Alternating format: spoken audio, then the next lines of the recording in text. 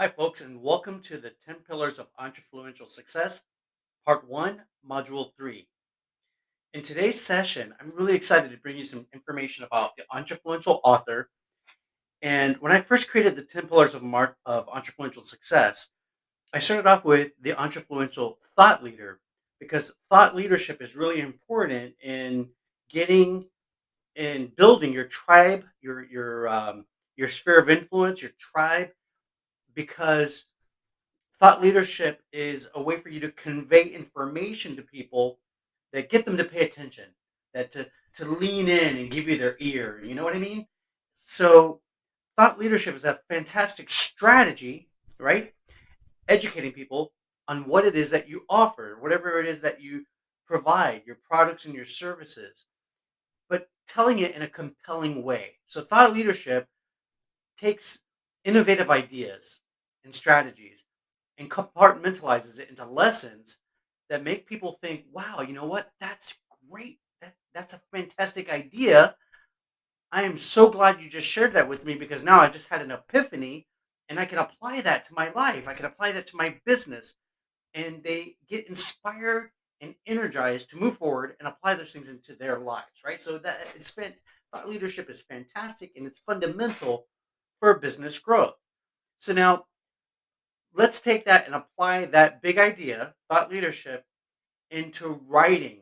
Because one of the 10 pillars of entrepreneurial success is being a freelance writer. Not only being a freelance writer for other people, which you can make money, and that's the idea behind it, is to earn a supplemental income, especially because, again, as I've said in my prior modules, my primary audience are real estate agents who specifically the 90% of real estate agents who have failed out in the past in the first year of real estate, and they really wanted to make a go of it. They really wanted to have a good thriving career in real estate, but they couldn't make it work, and so they had to pull out.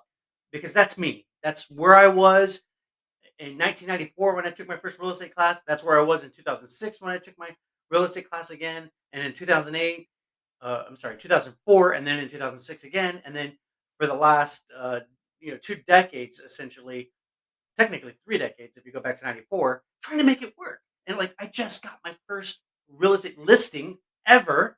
It's like technically my second listing, but the first one was my brother's property. It was just a lot, so I don't really count that one so much. But this is actually first client I just listed yesterday on October 10, 2023. I've been creating content and educating people about the business of real estate, but I've struggled myself and I am so excited to have a listing, right? It's a small listing, but it's a beautiful little property. I'm really excited to have it. And I'm just telling you that getting caught up with making a living, working. I've been working as a teacher. I've worked as an Uber driver. I've worked at a hotel as a front office manager. I was in law school and business school studying hotel management and grad school and all of this other stuff. And I've just been so busy for the last seems like 15 years. 10 of it was pursuing education and working as an appraiser for 9 years, shutting my business down after being an appraiser for 9 years. All of these things in life happen to you and they get in the way of what your initial goal was. Or at least it can happen. It happens to a lot of us, 90% of agents. It happens to. So my heart goes out to you guys. And so I think that having the 10 pillars of entrepreneurial success, which are 10 pillars of income, 10 streams of income, is a fantastic way to buffer those that hard time and down moments too, because the real estate market has been cyclical, it goes up and down, good times and bad times. And so, what if you are able, whatever your business is, even if you're not a real estate agent, what if you have a hairdressing company, or what if you have a landscaping company, or anything? Just pick whatever it is that you're doing, right? Maybe you have an AC and repair company, or maybe you sell clothes, right? You're a fashionista, whatever your entrepreneurial endeavor is, life coaching, business coaching, uh, content creation, graphic design, whatever your business is, having multiple pillars of income is going to hedge against ups and downs in life and in business. And having multiple pillars of income, multiple streams of income, especially passive income, because you can get to the point where you can have passive income, is not only a great way for you to thrive in life and in business, but it's also a fantastic way to build a legacy that you can pass on generation after generation when you set those things up, those entities up, those investments up in the right format, which we'll talk about way later on in my training. Okay, getting to that point of being able to package it and pass it on to your heirs is down the road. Right now, I want to talk to you today, and I'm so sorry for being so long-winded in this introduction, but I'm so passionate about this content. And today, I want to talk to you about being an entrefluential author, an entrefluential writer, specifically a freelance writer, where you're able to write content for other people and get paid for it, and also be able to write content for yourself so that you can put it out in your blogs, that you can create featured articles that can be published in media, which will attract attention to you. And I've been studying, deep diving into getting into the media for the past week and a half, and I love it. I'm so excited about it because I'm a forever student, and so I've been having really a lot of fun. And I'm almost done reading this second book that I've picked up from Entrepreneur Inc. It's so fantastic. I'm so excited about sharing the content I'm learning with you guys. So here we go. Let's talk about the objective for this lesson, for this module. In this module, you will learn the 5 laws of entrefluential leadership, which will enable you to be a better author and influencer, where to find clients, and to supplement your income as a writer, which I classify myself as a writer. I've been a writer since 2000, formally published since 1993, I think, when I was publishing an anthology, a poem that I wrote. But since 2012, nonstop, like just writing stuff all the time for myself and for other people, mostly for myself. And how to grow your reach in the media. This is what we're going to talk about. How to be a writer and how to grow yourself in the media with your writing, which is great for whatever business you're in. Okay. What are the 5 laws of entrefluential thought leadership? Now, I came up with these 5 laws by looking at other people's thought leadership books and um, blog posts and whatever content out there from the library that I can get my hands on. And I got a lot of this stuff from 2 major sources, and I want to credit them. Simon Sinek, Leaders Eat Last. I learned a lot from that book. And then also from Dr. John Maxwell's work.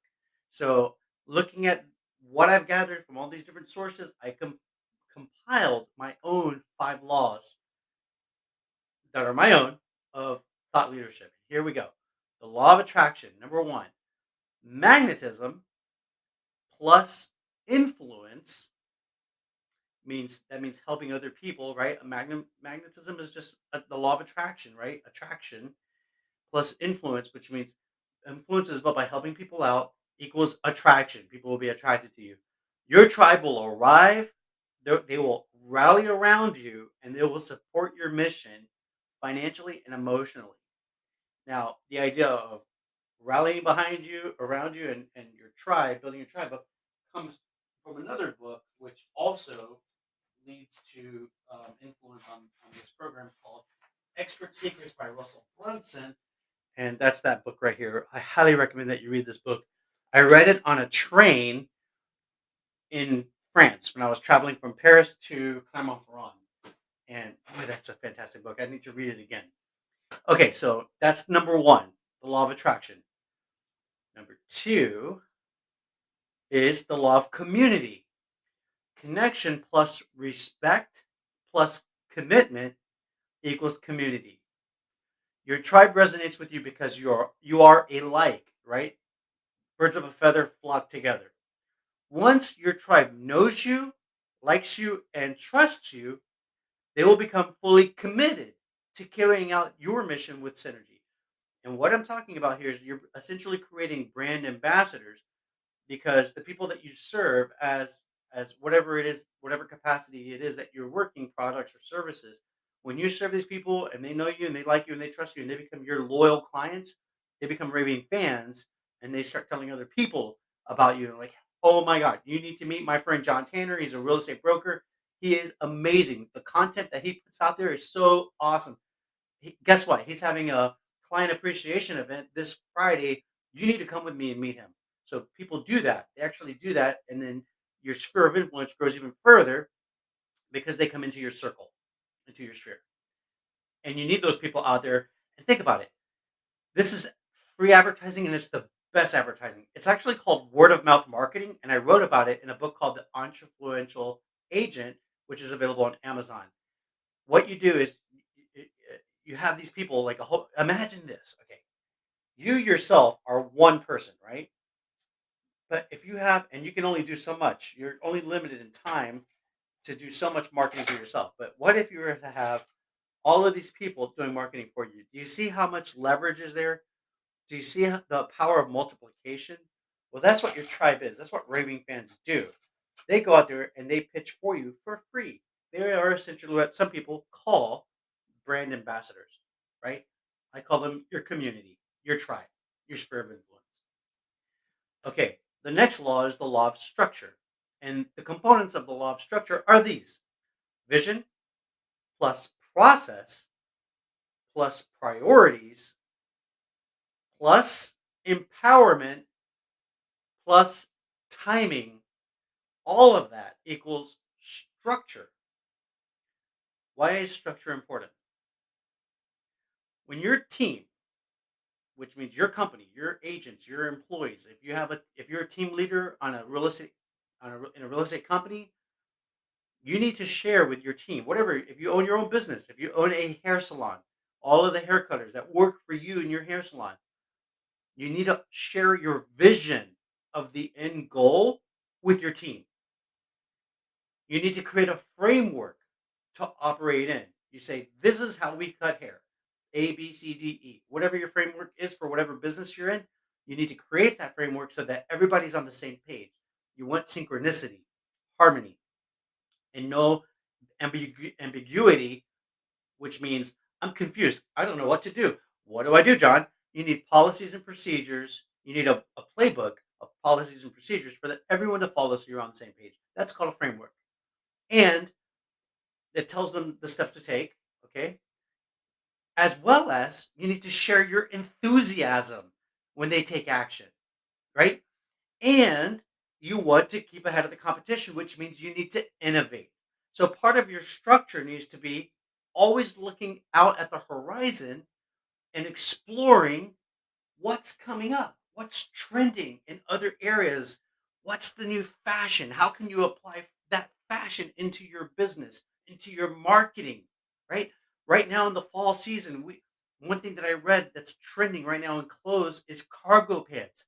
So if I'm creating a commercial, even right now, if I was on like full, so this is called like, I don't know, mid body headshot that you're seeing my head and part of my torso, like my chest. Like if I was in a full frame, like full body camera, then I would want to be wearing cargo pants right now because that's what's trending.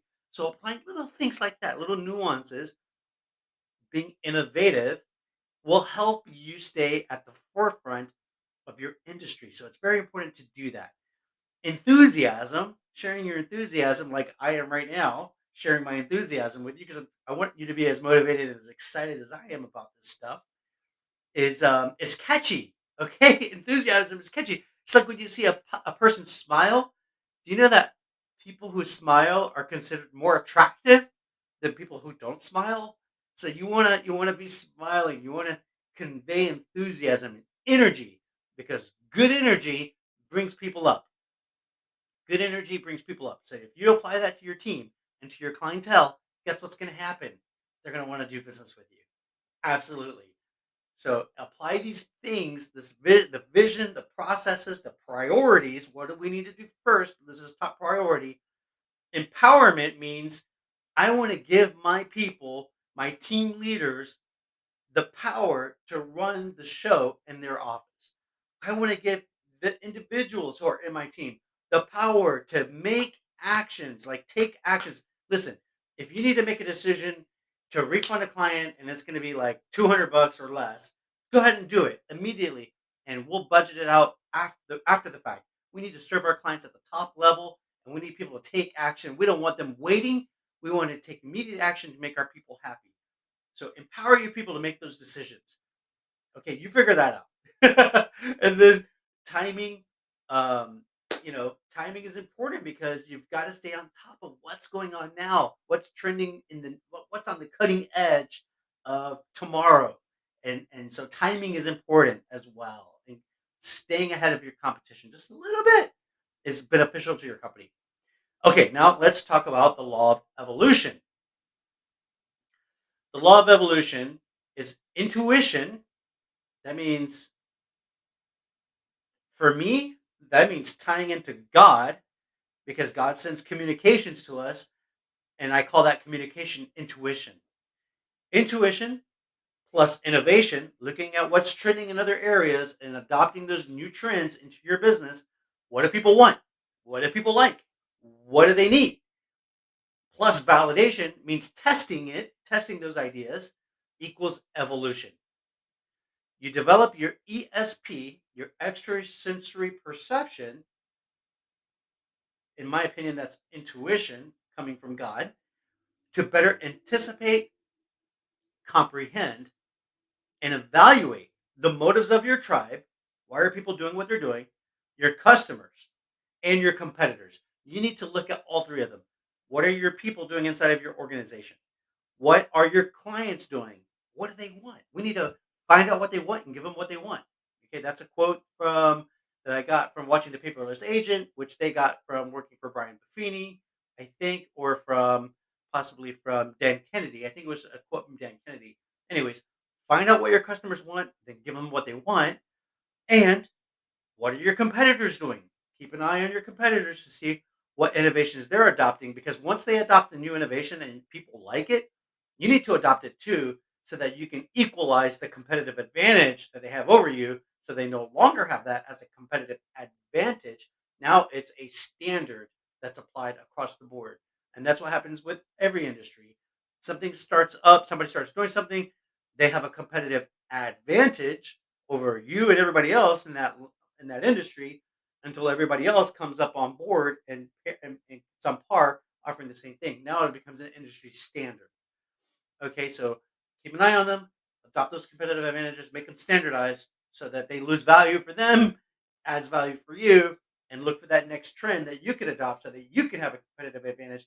And this is the game that we play in any industry because there's always competition. So in free markets, there's competition. It's the way that life is. And so great for them, great for us. We just need to keep playing that game. It's a seesaw, and we keep going up and down, trying to equalize things, trying to get a little bit up every now and then, trying not to stay low, right? So keep teetering until you get that balance, a little bit of advantages. Okay. So doing that enables you to develop avant-garde competitive advantages to add value to your customers. That's the whole point of why do we innovate? Why do businesses innovate? Let me tell you a story. Once upon a time, there was a McDonald's. I don't know when it came out. Maybe let's just say 1952. I don't know. But McDonald's had the Golden Arches and a clown, Ronald McDonald, and Grimace and the Hamburglar and these cute characters. And their restaurant was cute and trending, and people loved it, and they became a success.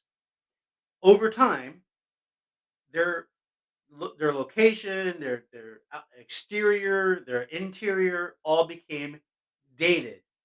And so what they had to do was they had to innovate by remodeling the interior, remodeling the exterior, coming up with new food products and new advertising.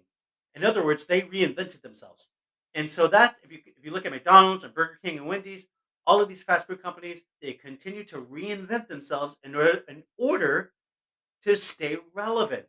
Because if you are not changing, if you're not developing avant-garde, cutting-edge strategies to become the next best thing again, over and over again, cycle after cycle, decade after decade. If you're not innovating, if you're not becoming relevant, well, then you are stagnating and you're going to die. You're going to be left behind like a dinosaur. Okay, you're gonna wither away. Okay, you're gonna age. You need to be modernized. You need to adapt and grow. You cannot just sit still, or you will die. That's what's gonna happen. So you do these iterations like they have done. Just look and see what everybody's doing around you. How are they innovating? How are they making their latest and greatest iteration? And so that you can apply that same strategy for your products and services. And maybe you can look at what's going on out there and come up with some new ideas, some hybrid strategies that make you different. Like me, what am I doing as a real estate broker? I have created the 10 pillars of entrefluential success so that I can create a whole new paradigm. I'm going way outside of the box from what other real estate brokerages are doing. And I'm creating a brand new paradigm to operate in so that they can say, wow, you know what? Coleman Tanner Realty is standing out of the crowd. They are doing things differently. They are the new innovators.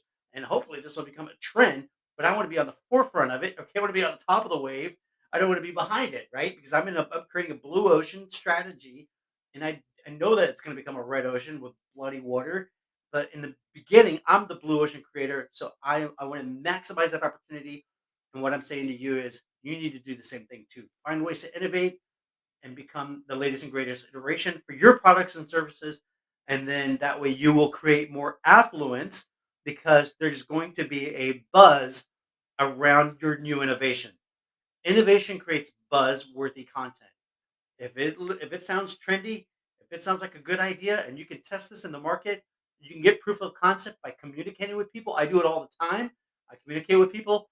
You may be watching this one day and say, "Hey, I met John and we talked about this," right? Wow.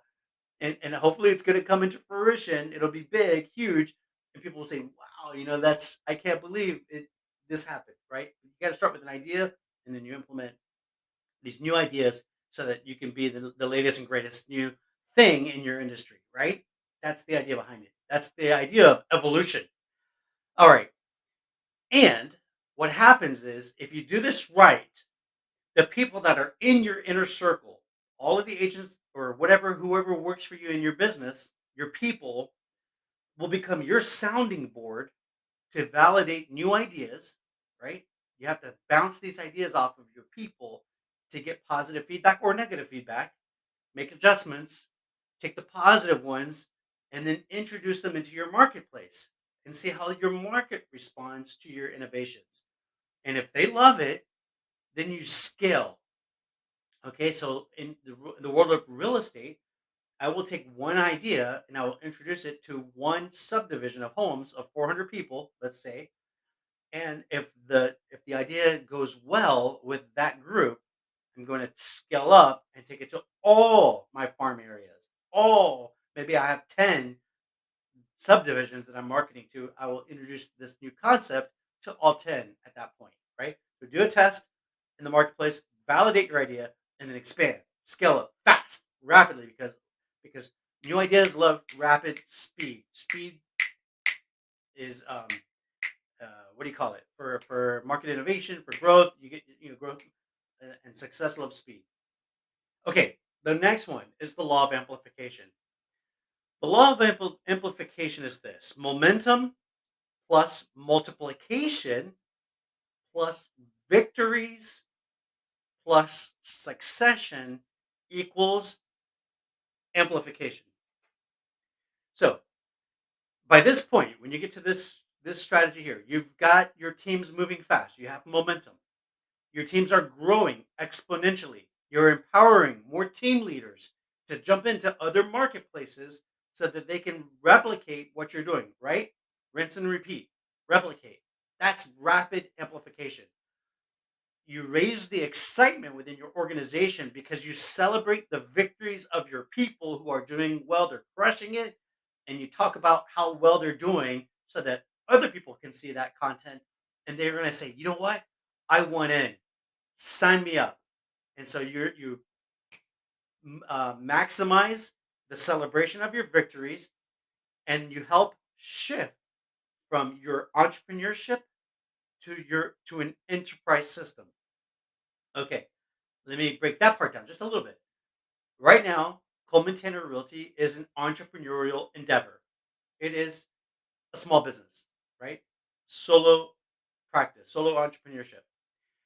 But it's going to grow into a limited liability company because I'm going to need protection as my company grows and more risks come onto the scenario, into the scene. I need to protect myself, shield myself from liability. So I create either an LLC or an S Corp or a C Corp, right? For me, for my business, I'm going to create an LLC. Then I create a second entity which is a franchise development company. And then the franchise company sells the rights to use my brand nationwide, internationally, rapid expansion. So you can change from an entrepreneurial endeavor to an enterprise system. And that if it's in your wheelhouse to do it, if it's in your goal planning to do that. If it's not in your goal plan, fine. If you just want to be a mom and pop shop, small business, maybe even a regional business, that's fine. There's no right or wrong answer here. It's what you want, what your intentions are, and where is your 10-year plan? What's your 20-year plan? What's your life goals?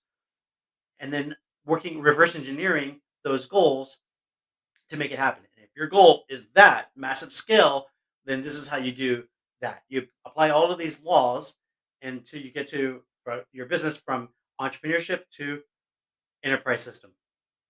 Okay. And then the last thing that you'll do, because we don't live forever, is and plus you may want to retire at some point. So like I can foresee myself retiring in 5 to 10 years from now. I want to pass the torch forward. So you set up your systems and then you pass the torch of leadership to your board of directors. That's a corporation now. Your board of directors will take that torch and they're going to carry your light forward for you. And you get to reap the rewards of shareholder ownership, a payout, whatever it is, however you want to structure your exit from the business when you retire. You may want to keep it a closely knit corporation, a closely held business entity where you pass it on to your children and they can pass it on to their children if that is an option for you, or to whoever it is that you want to take on the business. Maybe you have an apprentice that you love so much that you want them to be the heir to your business. And so if that's the case, you can do that as well. And there's structures for doing that.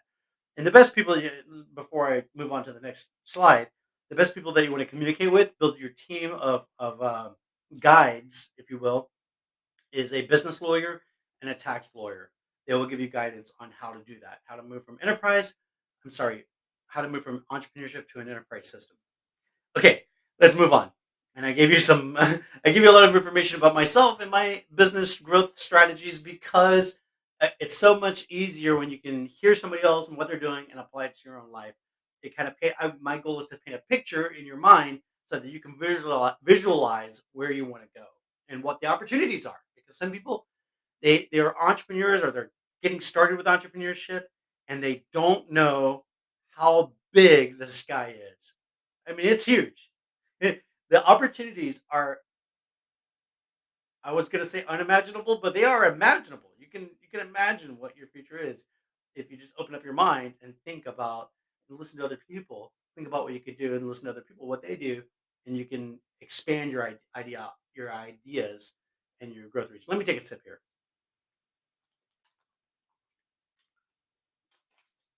Now, while I was talking, it occurred to me because I want to be an influential speaker that I was talking very fast, and I apologize for that for speaking quickly.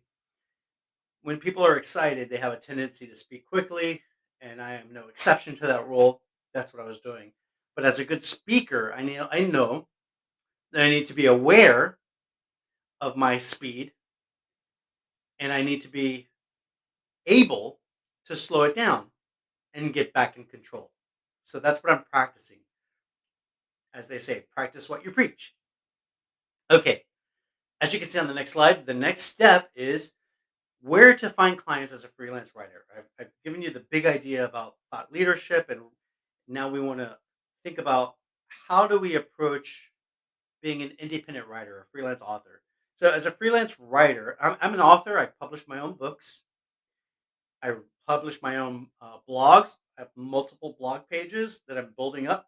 I'm a I'm what's probably considered a nano influencer because I have almost 1,000 people in each of at least three of my blogs, and one of them's kind of slowly growing now.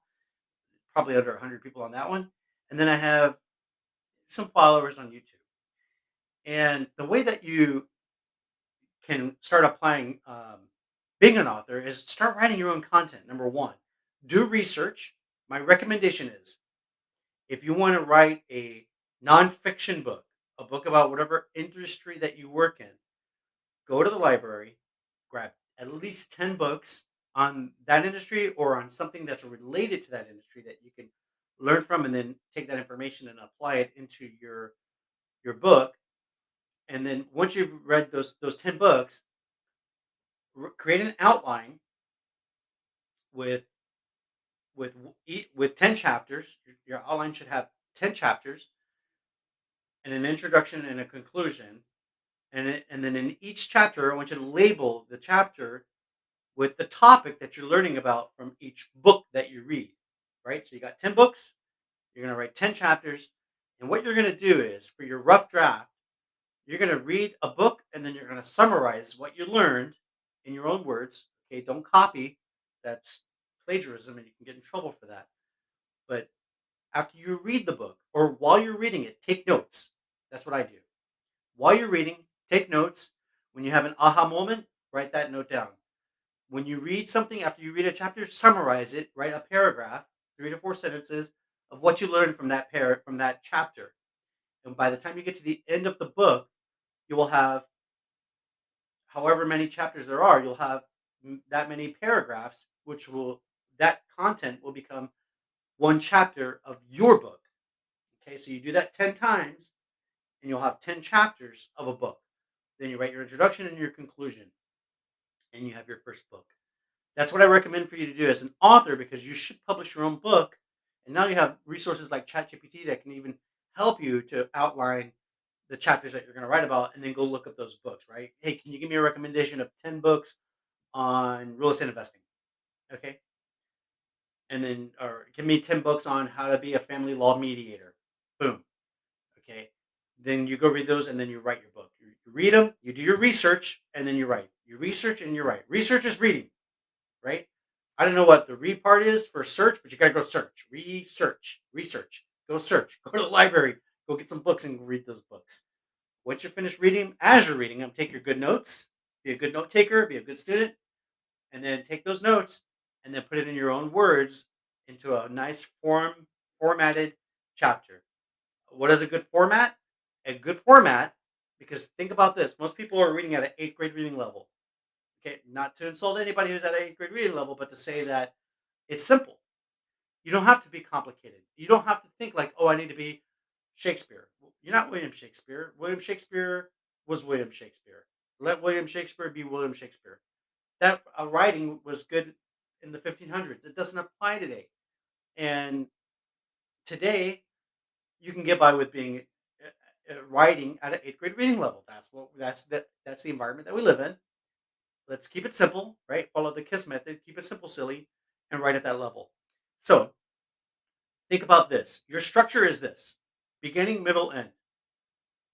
That's that's the main structure of a chapter of a book. Beginning, middle, end. In the beginning, tell your reader what you're going to tell them. What's the topic, right? In the body, you tell them the information that you wanted to tell them. And then when you're done at the conclusion, tell them what you just told them. That's your beginning, middle, and end. Okay, me being a former English teacher, this is where this is coming from. That's what I taught my students when they would write papers in middle and high school, and that's what I recommend that you do as well. Give them a beginning, a middle, and an end, and you've got your structure for your chapter. Read 10 books, write 10 chapters, and you've got your first publication.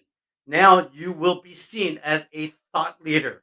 Okay, that's really important. That plus your blogging. Blog on a consistent basis. You need help with your blog? Go to ChatGPT. It's a fantastic tool for you to throw out good, fresh content. You need ideas, inspiration? Go read other people that have written in the subject area that you're attracted to, that you feel passionate about. Read what they wrote about, and then take some ideas. Take words that they use, and then dig into that and start writing content. Start creating content. Use ChatGPT to leverage your speed on producing content and get it out there. You want ideas? Follow me on my blog posts. Go to my websites, johnwtanner.com. Go to colemantanner.com. Go to entrefluencer.club, right? And you'll see what I'm talking about. Okay, so now that we have the idea of being an author, how to write your first book, the next thing that I want you to do, and blogging is important. The next thing I want you to do is I want you to go look at 2 to 3 different bloggers in the area that you would like to write about. So I want you to start creating a list. Now, the first thing that we need to do, let me go to the next slide and we'll talk about how you're going to get clients as a freelance writer because you could be making $50, let's just say $50 per blog post. And then maybe you'll get a client that wants 3 blog posts per week, 2 blog posts, let's just say 2 blog posts a week. It's $100 a week. If you got 10 clients that you're writing blogs for, which is easy to do, by the way, you can make $1,000 a week doing blog posting on the side, okay, as your side hustle. So the first thing that you need to do is you need to choose a niche. So for me, my right now I blog on entrepreneurship and I blog about real estate. Entrepreneurship and real estate. Those are my two main areas. But I also have a passion for estate planning law and real estate law and franchise law. So my next step is I'm going to go and look and see who's writing articles about estate planning and franchise law and real estate law. And I'm going to start following them and reading their content so I can learn what works. I read articles, featured articles in publications like Realtor Magazine, and I'm fascinated by the content that I read. I love their content and I want to replicate that style, that content. So I'm going to start writing featured articles using that style and start pitching to people who I want to serve. I want to serve the editor in chief of Realtor Magazine. I want to serve the editor in chief of a bunch of other different publications in the real estate industry, in the real estate space. And also the same for certain lawyers. I want to serve other lawyers because I have a law degree. I understand what they go through, and I want to help them generate traffic by creating blogs for them in estate planning and franchise law and real estate law. So find your 3 to 5 people, sources, magazines. Let me give you an example, right? Okay, so in the franchise law industry and real property and trust and estates, we have these publications called the journals, right? The Real Property and Trust and Estates Journal and the Franchise Law Journal, and these publications are very intense, very heavy worded content on cases and changes that are happening in these industries, in the legal industries. But in addition to reading this content, there's other publications. This is heavy to do, right? This is hardcore. But there are simple publications that you can uh, write to. And let me give you a couple of examples here, okay?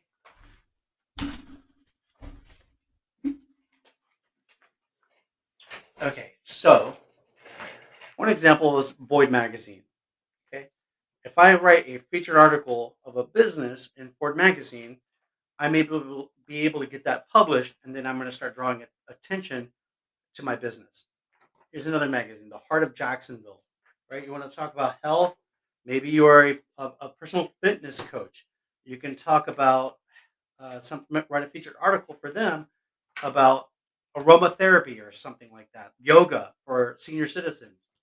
Here's FIU Magazine. This is a trade publication for the College of FIU. Here's the Folio Weekly. This is a newspaper that you could write a featured article for the newspaper. So what I'm saying is find what niche you operate in, make a list of the editors who you can reach out to, and you want to send them a query letter. So that's that's my next slide. Pick your niche, and then every week reach out to 5 to 10 small business owners in your niche that you can serve because business owners need blogs, and if they're busy, they don't have time to write those blogs themselves. So you could write to them. By the way, let me just say this: as I'm building out my content, my tribe, my businesses, I'm going to have real estate agents that are working for me that are going to be my subcontractors.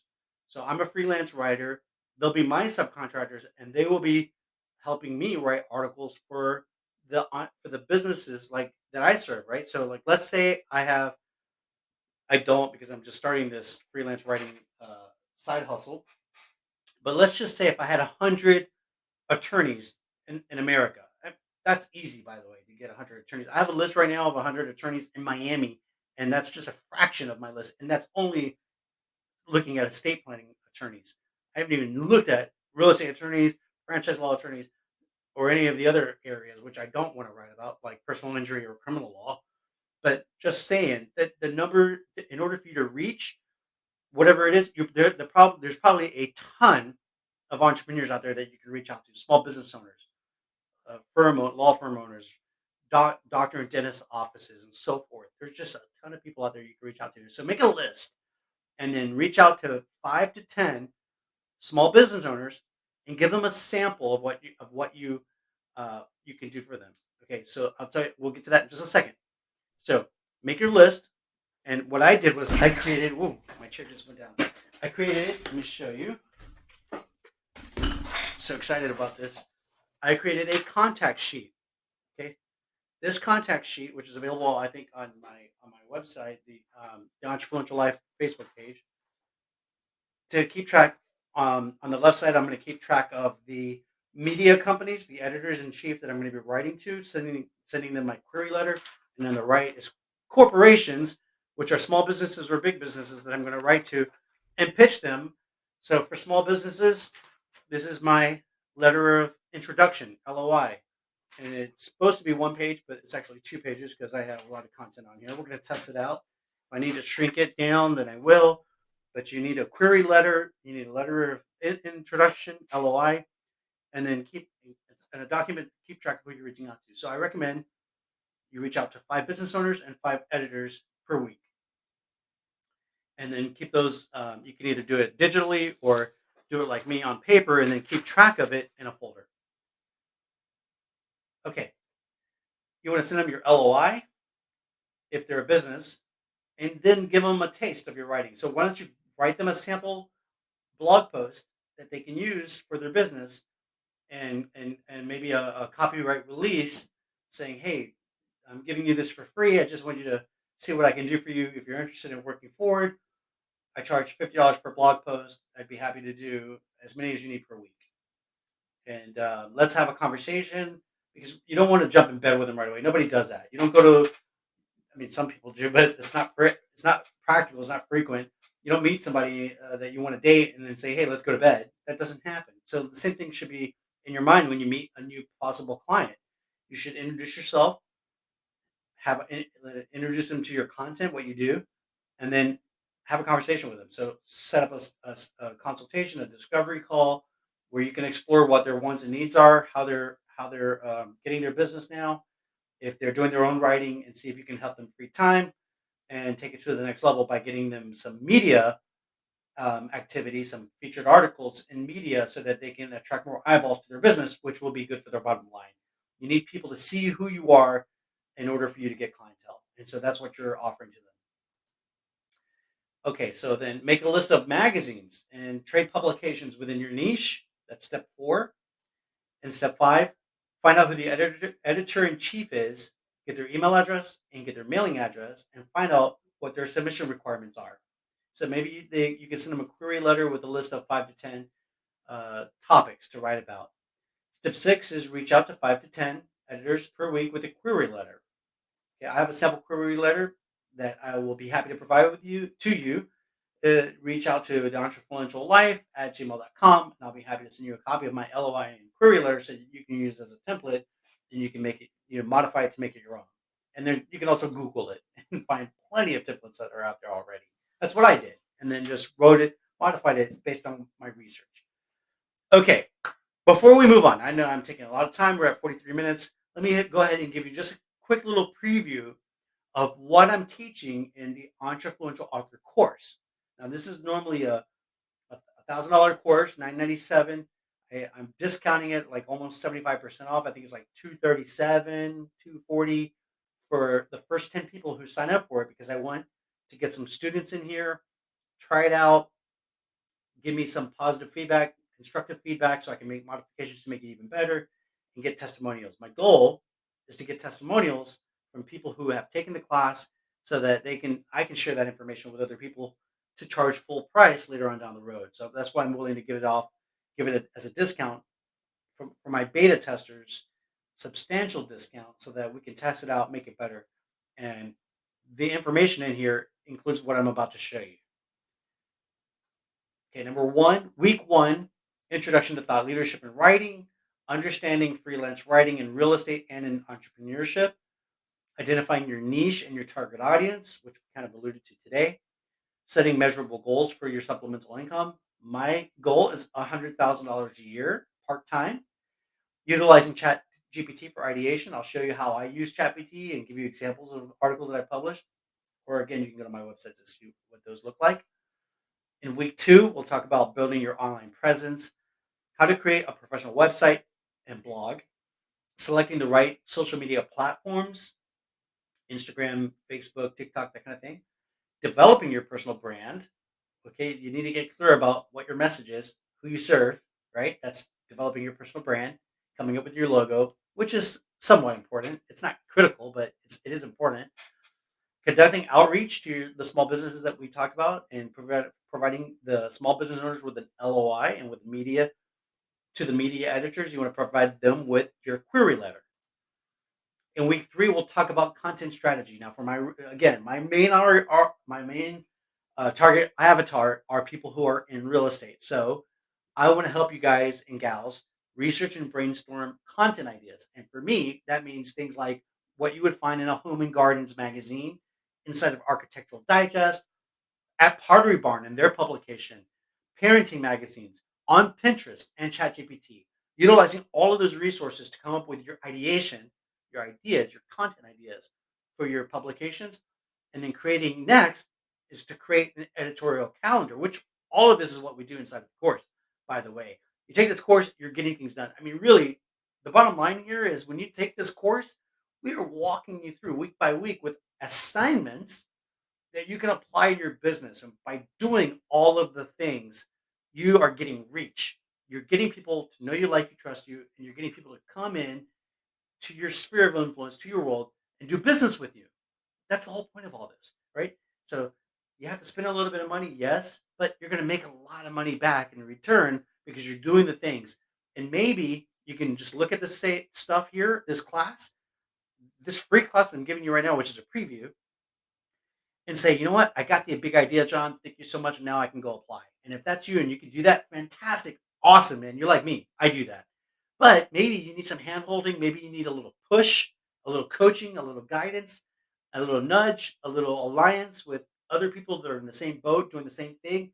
And that's what the course provides. The course and the coaching club provide that extra help for people, a little kick in the pants, if you will, to get it done. Because some people just procrastinate and they don't get things done unless they're pushed to do it. And so generally, when you put your money where your mouth is, now you have to show up and do the work. And so that's what we provide is a medium, a platform to do that and walk you through step by step on how to get done. Okay. And then, so the next thing that we're going to do in week three is help you craft your compelling content for your blog and your vlog, which is YouTube. Okay. That's YouTube and TikTok is where you put your videos out there. Okay. And that includes coming up with catchy titles, sticky titles, which you should think of as things that are a hybrid of two different things, a mashup, or a nexus, which is the connecting spots of two different ideas.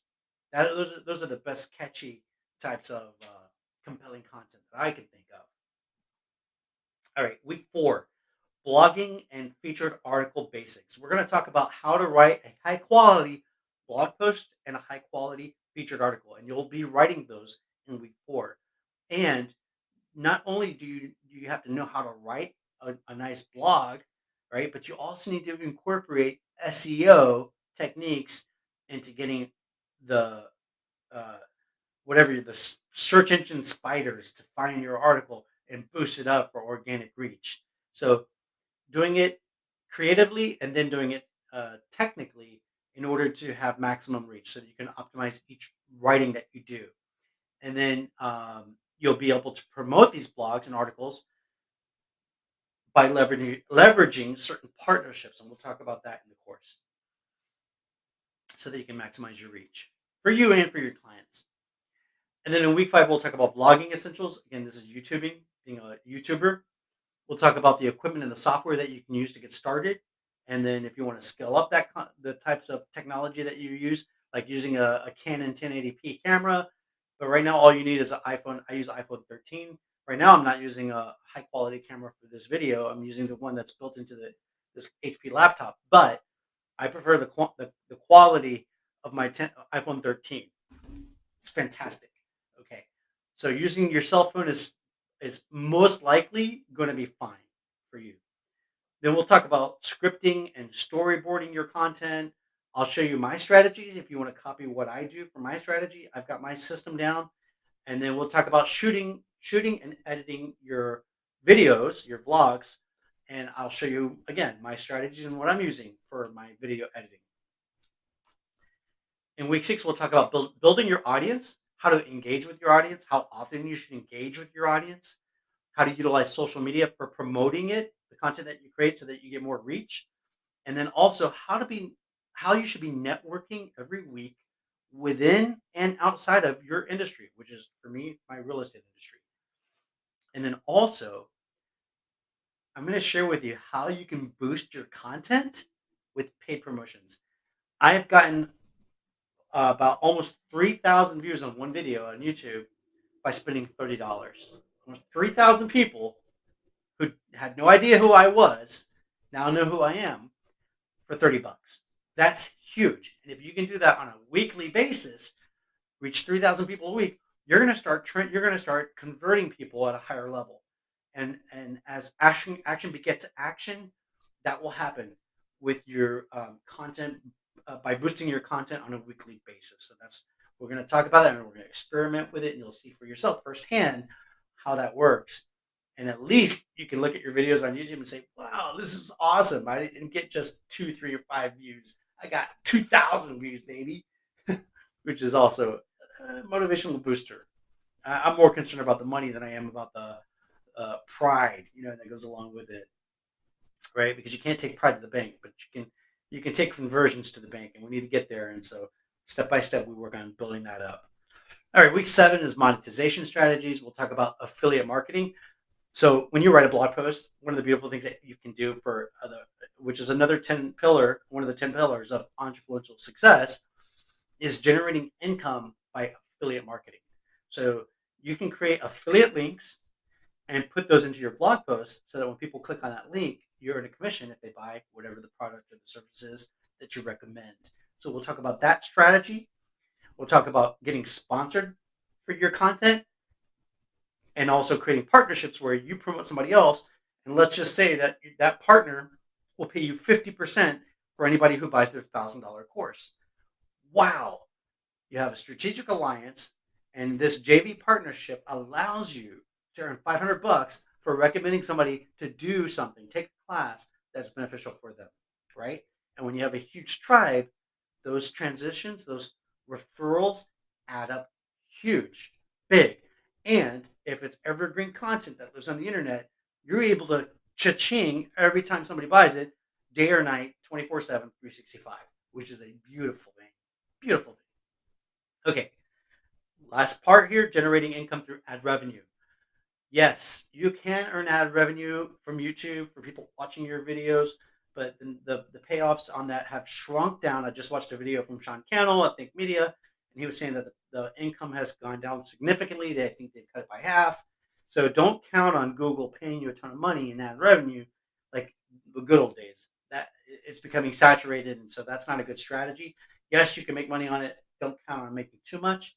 Do other things. Do the other things that I'm sharing with you in this course in order to make more money from all of these other things. And then lastly, in week 8, we'll talk about scaling your income by leveraging your freelance writing for other income streams. Again, all of this is what we've been building up in the 10 pillars. By measuring and optimizing your success, how do you measure? How do you optimize your performance? How can you scale up? Right? How can you use Facebook ads and YouTube ads and TikTok ads and whatever else ads in order to scale up and optimize your reach, which makes more money for you, which is more success. And then also finalizing your supplemental income plan with your affiliate marketing partners, bringing in partners who will push your content so that you can quantum leap your success, right? The more people you have promoting your content for you, the more reach you're going to get. It's like the picture that I gave you with the bunch of pens. Okay, you can only do so much yourself, but when you have a bunch of pens out there that are people, this represents people that are sharing your content for you, and you share your profits with them because they're not going to do it for free. You can expand. Some will, but most of the time you have to pay them to do that, and you're going to expand your reach. So that's that. Okay, that's week 8. All right, some additional resources that we cover in the course: recommended tools, software to use for your filming, editing, blah blah blah. Canva, which is important for your slides, and case studies. We'll look at some case studies of successful bloggers, like I told you about Sean Cannell with Fake Media. He's one person that's a YouTuber that I would like to point out to you and say, hey, look at him, and look at Pete, and look at Amy Porterfield, and look at I think it's Pete Vargas, by the way. I might be confused with a friend of mine in Miami. His brother is Pete Vargas. Amy Porterfield, fantastic content. Love her content. Brandon Burchard, amazing stuff, right? Dean Graziosi and Tony Robbins. What are they doing? You have to look at their content and see how you can come up with your own style based on what the fantastics are doing. All right. Q&A sessions. We'll have Q&A sessions, and we'll have peer support inside of our forum in the Entrefluential Life Coaching Club, and you'll have your weekly practical assignments, which turn into the things that you're going to put out there, your content that you're going to create and put out there on your channels. We'll have some quizzes so that we can reinforce your learning, and of course assignment for in order for you to receive a certificate of completion, you need to complete an of course assignment, which will be graded. Okay, and then lastly, our conclusion slide. Let's talk about what we've learned here. I know we went through a lot. In this module, we explored the five applying the 5 laws of entrefluential leadership as the cornerstone of your entrepreneurial business endeavors. Then we covered the strategies for marketing your content creation as a freelance writer, podcasting and YouTubing, as well as brand amplification. And we talked about how writing enables you to create multiple pillars of income that are interconnected like an invisible spider web that attracts more business for you, more reach. All right, so that's it. That concludes this module. Thank you so much for joining me, all. I'm sorry I was a little bit long winded on there, but I hope that you found the content valuable. And I look forward to seeing you inside of part 2 of this presentation. Thanks, and take care.